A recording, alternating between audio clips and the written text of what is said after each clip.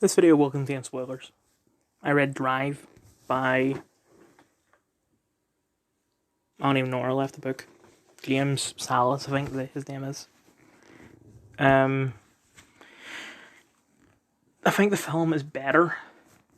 I know there'd be differences, but I didn't expect, Standard to be such a minor character in the book, where he's a big part of the film, and Carey Mulligan's character is even less prevalent. She's maybe a page or two in the book. Also, she's Latina in the book. I think it's really nice, although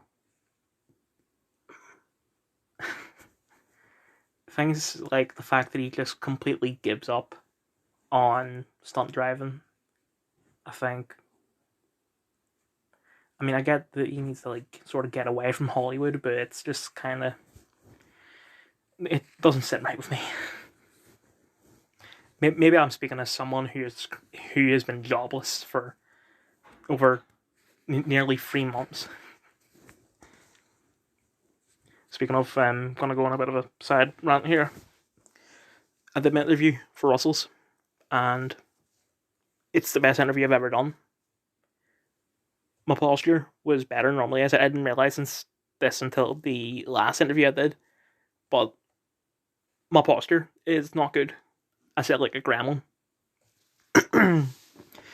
And I tried to correct that in the Smart interview, but I couldn't. Whereas in this, it wasn't perfect. I was shifting about a bit, and my legs were shaking, which I don't think I was out of nerves. My legs were tired somehow, even though I was sitting down. I don't get it. But despite that, it went quite good. The questions I was able to ask, mostly with ease. And one of the questions that they asked was a question that they asked the last time I did an interview for Russell's. And it was like, customer claims that you did not give them enough change. What do you do? And I remember that I didn't know the first time I did the interview, but the interviewer sort of led me on saying, maybe you should call the manager. It's like, yeah, call the manager. So this time I said, call the manager with no hesitation, no sort of trembling in the voice, like with nervousness. That there was something that happened that could be good, could be bad towards my, well or not, I get it. There were two people doing the interview. One was the manager, and one was someone who is just a customer advisor, I think. I'll call the customer advisor Adam, and I'll call the manager Patrick. Fake names, obviously. Patrick was taking notes, and Adam was asking the questions. And one of them did something, and then they just started laughing at each other. So, say it was Patrick did something which caused Adam to laugh, and Adam laughing caused Patrick to laugh, and Patrick laughing caused Adam to laugh, and that went on for 5 minutes, and I was laughing a bit, which, being kind of an outsider, didn't feel right, but I don't know. And the worst part about it was that they started cracking up in the middle of the question. The question started off like, for security reasons, then they laughed for, let's say, 5 minutes. Then he finished the question without going back. And the question was basically, how do you make sure that deliveries are accurate? I've never handled deliveries. I know nothing about it. So I assume that what happens is that you'll have sort of a checklist.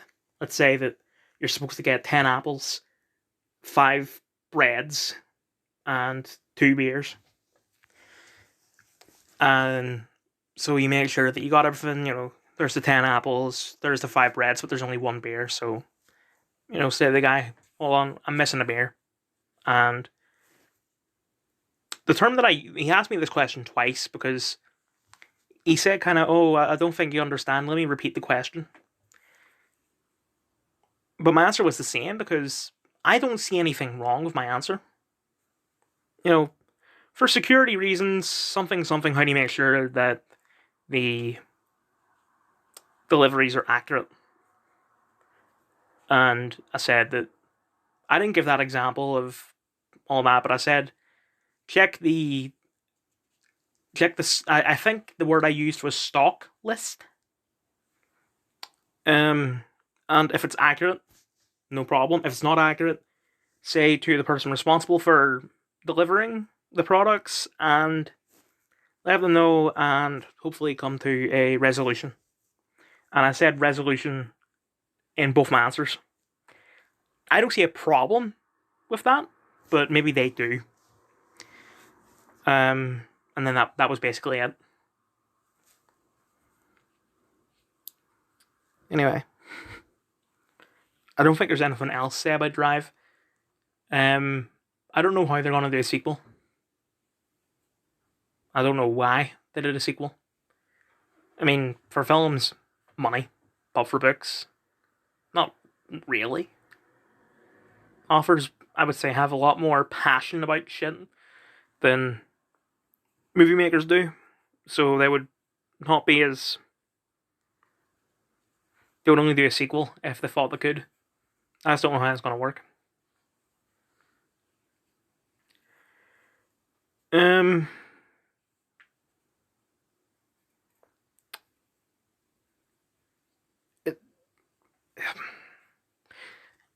I used to just say, I like things in my reviews, but I now, for the past, I don't know how long, I've been trying to say more, but I just don't know what else to say. So I'm just going to have to move on. I feel like there's something else that I need to do, like a review or something, but I can't think of it, so I'm just going to do this, and then I'll pause the video and think about it and come back. Immaculate. Mixed ratings. I watched it in the cinema. Sydney Sweeney. Alvaro Morte. Don't know why there's so little people in the cast here.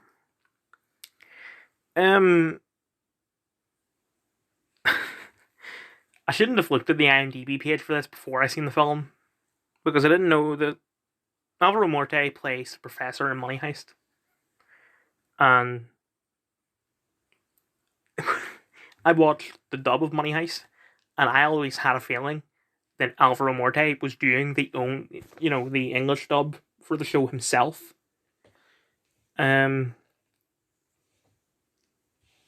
So it's weird hearing him speak English, because especially since I don't actually think it is him that does the dub.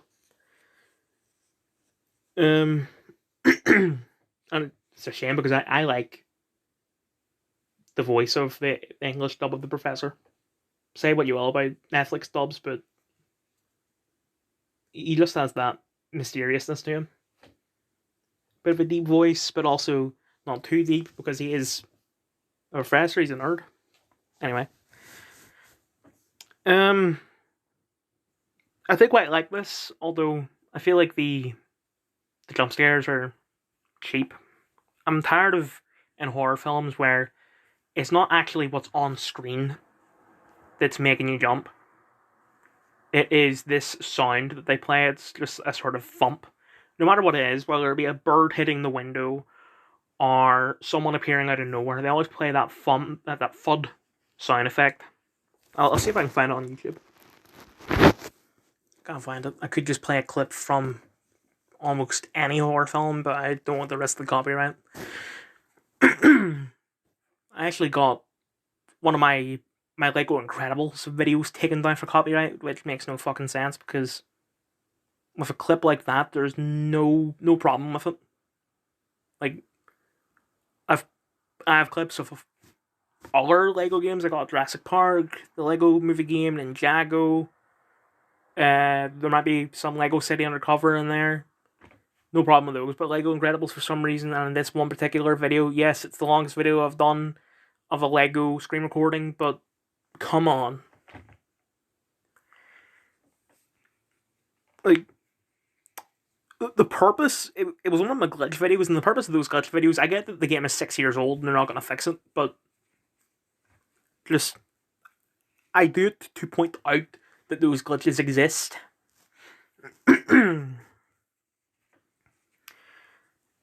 Anyway, so all of the, I did jump a couple times. This is my first time watching a full-on horror film in cinema. Closest thing I've ever seen in cinema is Doctor Strange 2, which is more of a light horror.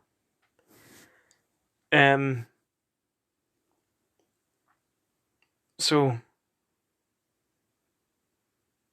yeah, it was scary, but it's the sound effect that does it, and I don't like that. I prefer to actually be the film itself. Like, you have stuff where Sydney Sweeney's character gets pulled from a wall. She nearly drowns. Someone comes up behind her and cuts a bit of her hair. A bird hits a window and dies. Like, and even the sound effect that they play for the bird hitting the window that makes you jump is like the best way I can recreate it using what's around me is just hitting my fist like this. Whereas it should be more like a something slightly more than that. Just flick the wine glass.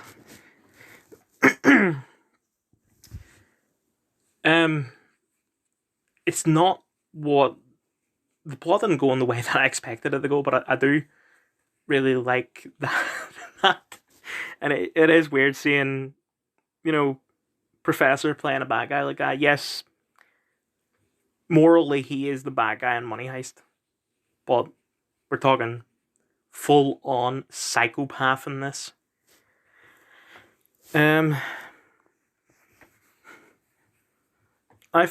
knew that she gets pregnant and stuff like that, but I thought it was just like the devil did it, and she's pregnant with Satan's son, and everyone was going to judge her because either they think that she's lying about being a virgin, or they know it's the devil. But no, it turns out that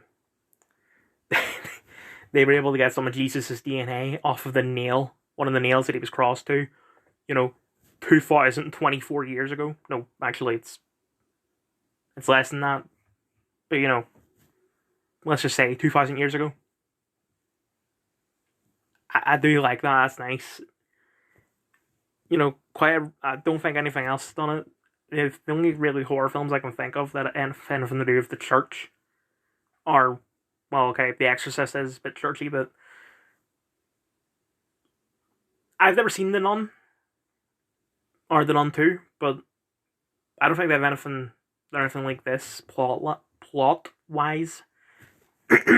So I do like that it's very unique, and it was done very well. I'm a bit jealous of the fact that at the end where she gives birth, that sounds weird. I'm jealous of the fact that she was able to scream for so long without her voice cracking or without having to take a breath. Although the fact that she killed that first girl, and then her water broke. Now, I don't know anything about pregnancy, but I assume that once your water breaks, you're immediately gonna start like screaming in pain and shit. Like, it's not that your water breaks and you're like, okay, I've got 5 minutes to like get to the hospital and start pushing. I'm pretty sure you start doing that shit immediately. So it's kind of ridiculous that she doesn't start giving birth until she kills the lead priest, nearly kills the professor. Also, the fact that he fucking survives that, like, unless they put it down as like Jesus did it, the fact that he survives is ridiculous. But the fact that she tries to kill him, and then Goes in the catacombs, waits in the catacombs, fights the professor again, rarely kills him this time, and then gives birth. That's stupid. I think the only other thing was something to do with True Detective, because I finished the first episode of Night Country today, and the thing about that is that I thought season 4, which is what I'm going to call from now on, was going to be the final season, but they've renewed it, which is weird because people didn't seem to like Night Country. Not because women, but because it just apparently was bad.